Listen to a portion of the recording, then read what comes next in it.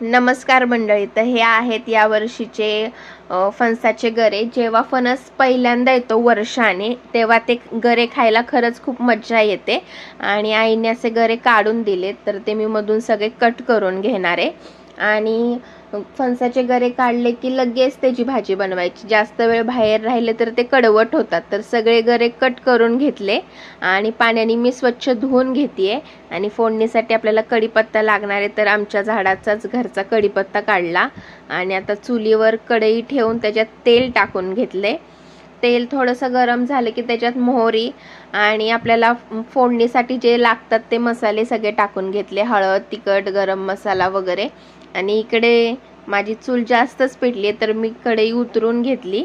आणि आता मसाले करपू नये म्हणून आणि त्याच्यात आता वरतूनच फणसाचे गरे टाकले. छानपैकी मिक्स केलं ते सगळं. आणि सगळ्या गऱ्यांना किती छान मसाला लागलाय. थोडंसं मीठ टाकलं चवीनुसार.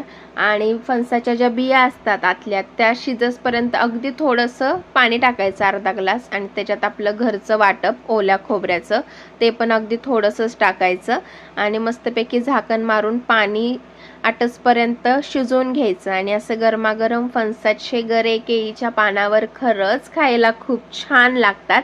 तर तुम्ही पण ही रेसिपी घरी बनवा. आणि तुम्ही पण केली का नाही यावर्षी पहिल्या फणसाच्या गऱ्याची भाजी हे कमेंटमध्ये नक्की सांगा.